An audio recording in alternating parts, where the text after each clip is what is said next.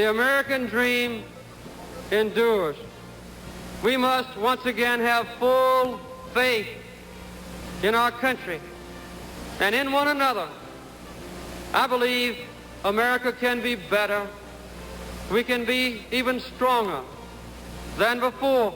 It was like every single inaugural. It was everybody from Hank Aaron to Leonard Bernstein. It was Shirley MacLaine to John Lennon. So they weren't all entertainers, but a lot of them were entertainers. They were all the political celebrities that you would expect to be any place, but the other celebrities were mostly entertainers. I think that it'd probably be pushing it to put Leonard Bernstein in that category, but he was someone who contributed a lot musically. Beverly Sills was there. Lauren Bacall. So there were just all sorts of extremes. And then there were parties that were sort of insider parties.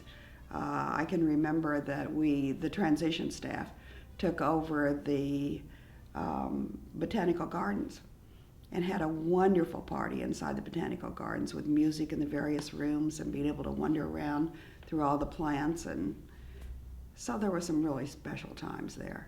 I was a civic activist in Georgia, an environmentalist, and very active in the women's movement. And I got to know him through legislation that I wanted, that he was supportive of. And that's how I got to know them. So he asked me to be deputy political director of his primary campaign. And then I was deputy director of the general election campaign. And then I was deputy director of transition. It was the first federally funded transition in history. Oh, he was good. He was a good man. I mean, he gets a really bum rap. And one of the things that I did was make sure that women, and it was my responsibility to make sure that women and minorities were included for the first time on a really wholesale level in the campaign, in the transition, and then later that women and minorities got positions that were higher than they'd ever gotten before in the administration. But we had practically every general counsel's position was filled by a woman in all the cabinet agencies. We had two secretaries, but almost every single cabinet position that was sub-cabinet position that was a lawyer's position was filled by a woman.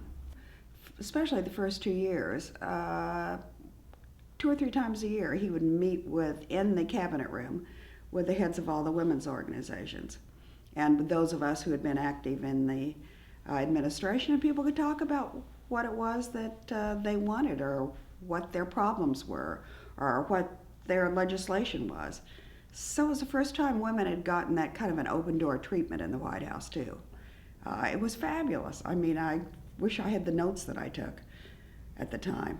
Just hearing the conversation going back and forth and the different characters. And one good thing was that before and after the meeting, we would get to lobby. I was deputy administrator of the U.S. Environmental Protection Agency then.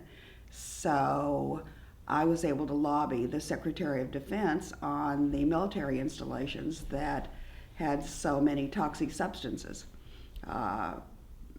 buried ammunition, etc. And so it was really great. I mean, to have that chance when Carter went out of office. Finally, the plane took off and the announcement was made that the hostages had been released. They were waiting until he was gone. They didn't want him to have any sense of place or pride in having negotiated any of the hostages' release, which he had done and his administration had done, but it was sort of sad. I think it's a good point to say that he felt a big responsibility in restoring faith in the executive branch, faith in the presidency, as did Walter Mondale. They both focused on it, worked at it. In reality, probably would not have been elected without uh, the Nixon years and the Nixon legacy, the negative part of the Nixon legacy, which by far overshadowed anything else about Richard Nixon at that time.